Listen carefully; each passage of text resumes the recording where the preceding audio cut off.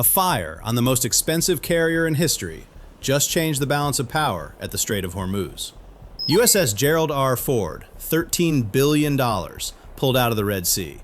And the Pentagon's response was not another carrier. It was 4,400 Marines. We told you Tripoli would solve the last 10%.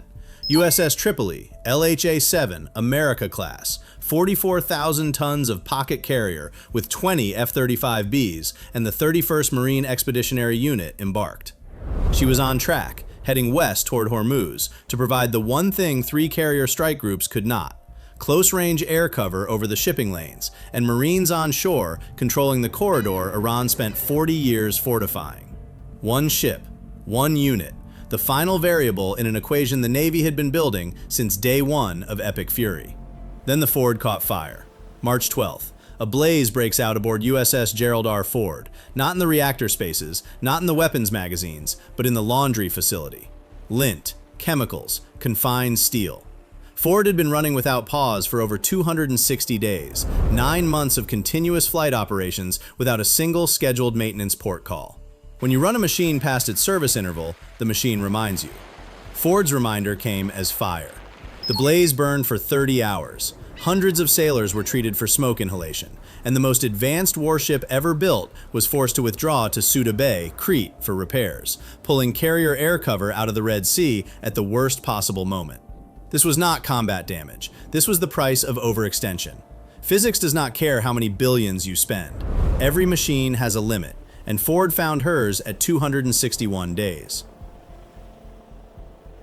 The Red Sea went dark. No carrier overhead. The Houthi gap widened, and Iran, watching the most expensive warship in human history limp toward a repair dock, recalculated. What happened next is the part nobody predicted. 7 days after the fire, the Pentagon pulled USS Boxer, LHD-4, Wasp class, with the 11th Marine Expeditionary Unit embarked, forward by 3 weeks. Boxer was not part of the Hormuz plan, but the fire changed the math, and the math demanded an answer the carrier fleet could not provide. So now, instead of one amphibious assault ship approaching Hormuz, there are two. Instead of 2,200 Marines, there are 4,400. Instead of a pocket carrier that fights only from the sky, there is also a ship with a well deck 266 feet long, carrying hovercraft that can deliver main battle tanks directly onto hostile shores. The plan called for a scalpel. The fire turned it into a scalpel, and a sledgehammer operating together. Did a fire on a $13 billion carrier accidentally create the most powerful amphibious force Hormuz has ever seen? If you are proud of the men and women who keep these ships running past every limit, type "proud" in the comments, and subscribe to Navy Decoded so you never miss a breakdown. To understand why the Pentagon chose Marines over carriers, start with a question no one expected to ask. The obvious question: why not just send another carrier? Because there is no other carrier to send. The United States Navy operates 11 nuclear-powered supercarriers, the largest fleet of capital warships in human history. And right now, it is not enough. Lincoln is committed to the Arabian Sea. Truman enters a 4.5-year nuclear refueling overhaul this summer. Eisenhower just returned from a record-breaking deployment. The remaining hulls are either in maintenance, in training cycles, or on the wrong side of the planet. Carrier availability is the tightest it has been in a generation, nearly half the hulls unavailable at any given time. Ford's fire did not just remove one ship, it exposed a structural gap that no carrier can fill on the timeline the Red Sea demands. That is why the Pentagon reached for something that is not a carrier. USS Boxer is a Wasp-class amphibious assault ship, 40,000 tons, built around a concept that Tripoli deliberately abandoned. Where Tripoli sacrificed her well deck to double the hangar space for F-35Bs, Boxer kept it. A 266-foot-long, 50-foot-wide flooding bay that opens at the stern and launches 3 LCAC hovercraft directly into the ocean. Where Tripoli carries 20 F-35Bs and fights from the sky, Boxer carries 6 F-35Bs, but also carries the landing craft, the armored vehicles, the heavy equipment, and the Marines trained to put all of it on a hostile beach. The two ships were never designed to operate together. Tripoli is Flight 0 of the America class, the Navy's experiment in building a pocket carrier by removing the well deck. Boxer is the previous generation, the ship the Navy built when it still believed Marines needed to come from the sea, not only from the sky. Two opposite philosophies, two opposite answers to the same question. How do you project power ashore? Think of it this way. Tripoli is a sports car. Fast, agile, enormous range, but no trunk. Boxer is a pickup truck. Slower, uglier, but it carries everything you need to build something when you arrive. Sending Tripoli alone to Hormuz is like showing up to a construction site in a Ferrari. Impressive, but you cannot pour a foundation from a two-seater. Separately, each ship solves half the problem. Together, they solve the whole thing, and an accident just put them in the same theater at the same time. Two ships, two opposite designs, three problems that neither can solve alone. Watch what happens when you combine them. 3 fortified islands sit directly inside the Hormuz shipping corridor. Abu Musa, Greater Tomb, Lesser Tomb. Iran seized them in 1971 and spent 5 decades turning them into unsinkable weapons platforms, anti-ship missile batteries, coastal radar arrays, artillery positions, IRGC garrisons. After 2 weeks of epic Fury airstrikes, any surviving launcher on those islands still threatens every vessel transiting the corridor at point-blank range. You have to neutralize these islands, but the water around them is mined. Conventional landing craft sailing through those minefields would be suicide. That is exactly why Iran fortified the islands in the first place.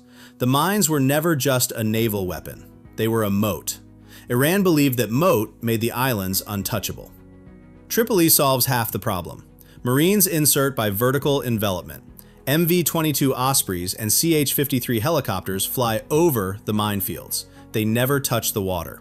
Strike teams land on the high ground, neutralize radar installations and missile launchers, and extract. But they carry only personal weapons and light equipment. No tanks, no armored vehicles, no heavy weapons. They can raid, but they cannot hold. Boxer completes the equation. Her well deck opens, 266 feet long, 50 feet wide, and 3 LCAC hovercraft launch at over 40 knots. Here is the engineering that changes everything. An LCAC does not float. It flies, 7 feet above the water on a pressurized air cushion. Pressure-activated mines need concentrated hull contact to trigger. The LCAC never touches the water. Where every conventional vessel in the fleet cannot go, the LCAC flies through. Run the math. A conventional landing craft makes 10 knots through mined water. 5 nautical miles of minefield, 30 minutes of lethal exposure.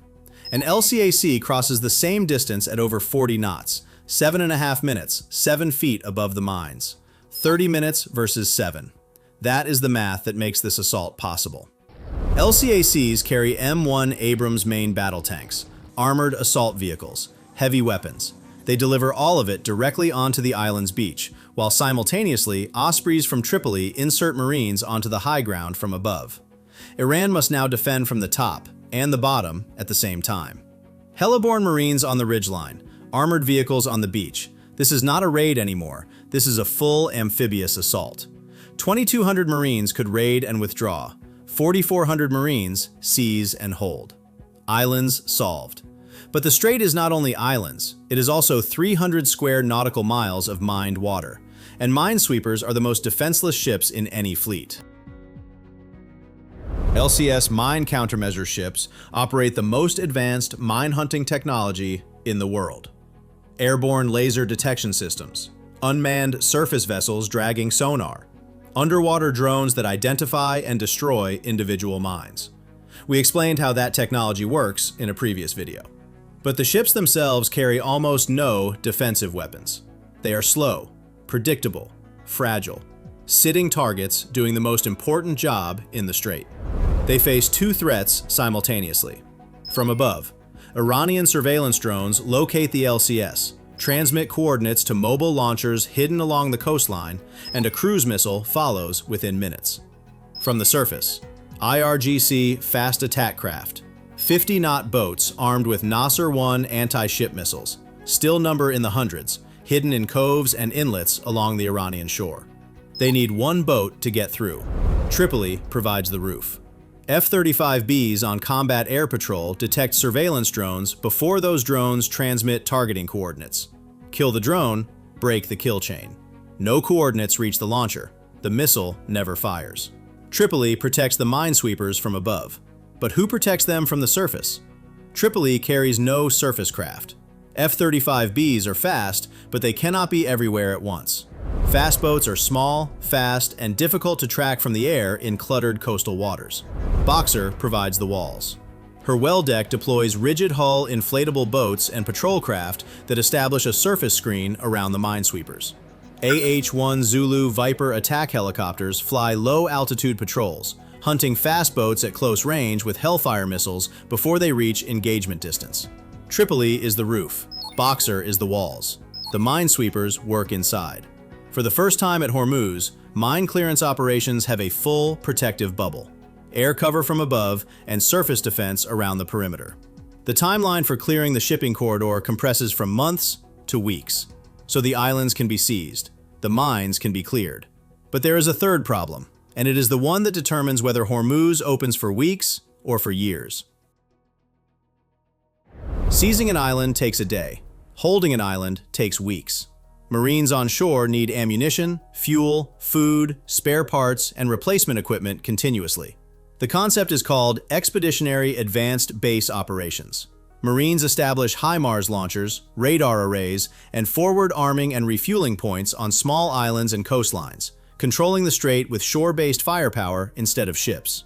HIMARS already sank Iranian warships during Epic Fury, firing from Bahrain.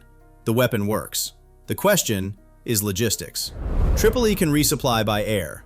MV-22 Ospreys carry up to 20,000 pounds maximum, but at the combat ranges required for Hormuz resupply, effective payload drops to around 8,000 pounds per sortie. That covers ammunition, medical supplies, food. It does not cover bulk fuel, vehicles, heavy generator sets, or HIMARS reload pallets.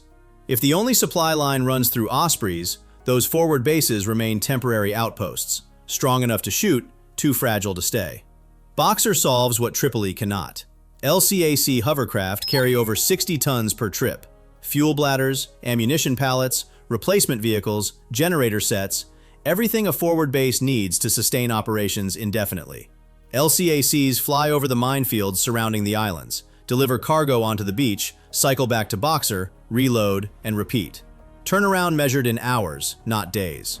Run the math on the logistics. One LCAC carries 60 tons. That is roughly 120,000 pounds per trip. One Osprey at combat range carries 8,000 pounds. One LCAC trip equals 15 Osprey sorties. Boxer carries 3 LCACs. 3 trips per day per craft. That is 9 LCAC runs delivering 540 tons of supplies to forward bases daily. To match that by air alone, Tripoli would need to fly 135 Osprey sorties per day. The airframes cannot sustain that rate. The math is not close. Without the well deck, EABO is a concept. With the well deck, EABO is a supply chain. EABO positions fed only by Osprey are temporary outposts. EABO positions fed by Osprey and LCAC are permanent fire bases. Marines do not just fly in, shoot, and fly out. Marines arrive, establish, and stay. Fixed positions, sustainable supply, persistent firepower. Iran now faces American positions on territory it assumed was untouchable, and it cannot cut the supply line because the supply line flies over the very mines Iran laid to protect that territory. 3 problems, 3 solutions. Each one dangerous alone. But what happens when you run all 3 at the same time? Run all 3 scenarios simultaneously. That is what 2 ARGs enable. And that is where the math turns lethal. Because these 3 operations do not just run in parallel, they feed each other. Scenario 1 executes. Marines seize Abu Musa. Missile launchers on the island go dark. Tankers transiting the corridor no longer face point-blank fire from fixed positions. Immediately safer. But here's what the island seizure also does. It removes Iranian observation posts that were tracking minesweeper movements. With the islands neutralized, LCS ships can operate closer to the corridor without being geolocated from above. That accelerates Scenario 2. Mine countermeasure ships begin systematic clearance of the shipping lanes, operating inside the protective bubble. The mine clearance enables the logistics. The logistics sustain the positions. The positions protect the mine clearance. And Scenario 3 locks the cycle in place. EABO positions on seized islands deploy HIMARS covering the entire width of the strait. 26 F-35Bs between the two ships provide local air superiority without a carrier inside the Gulf. Shore-based Marines control what ships alone never could. Persistent, around-the-clock coverage from positions that cannot be sunk. The result is not three separate operations. It is a single interlocking system where each piece makes the others stronger. Take one away, and the system degrades. Run all three together, and the system becomes self-reinforcing. Now look at this from Tehran. Iran has three positions to defend simultaneously: the islands, the coastline, and the water in between. But the Navy, the air defenses, the factories, all gone after epic fury. What remains is the IRGC ground force, hidden fast boats, and whatever mobile launchers survived. Concentrate on the islands. The coastline lies open. Fortify the coastline, the islands fall. Disperse everywhere, nothing holds anywhere. The equation has no correct answer, because Iran built its defense for a navy that fights from the sea, not Marines who ride hovercraft over the very minefields that were supposed to make this impossible. This is the accidental advantage. No commander wanted the fire, no planner anticipated it. But the chain reaction produced a force configuration Iran never prepared to counter. Iran looked at the fire and calculated a window of opportunity. The reality: by the time Iran finished recalculating, the answer was already in the water. Be honest about the risks. Mine clearance still takes weeks. EABO doctrine has never been tested at this scale. Casualties are a real possibility, and anyone who tells you otherwise is selling something the physics does not support. But the trajectory just changed. The equation shifted from a months-long siege to an active solution. Marines, hovercraft, and fighters solving the problem from two ships that were never supposed to be in the same ocean. The timeline compressed from months to weeks. The initiative shifted from Iran to the ships closing on its doorstep. If this breakdown helped you understand how two ships and one fire changed the balance at Hormuz, subscribe to Navy Decoded. We do not guess here, we engineer. Did a fire on a $13 billion carrier accidentally create the most powerful amphibious force Hormuz has ever seen? Yes, accidentally. Three paradoxes close the loop. The fire happened not because of a design flaw, but because a machine ran for 261 straight days. $13 billion buys the most advanced carrier afloat. It does not buy infinite endurance. That is engineering truth. But one carrier breaks, and the system responds with two amphibious ships, 4,400 Marines, 26 stealth fighters, hovercraft that fly over minefields, and a well deck that turns raids into permanent occupations. Only one navy on the planet can lose a carrier and come back stronger, because of the chain reaction. That is industrial depth. And Iran solved the right equation: mines, missiles, fast boats, 40 years of preparation, but for the wrong variable. The fire did not weaken the force, it reconfigured it. And the reconfigured force is more dangerous than the original, because Iran prepared for carriers, not Marines. And Marines just arrived.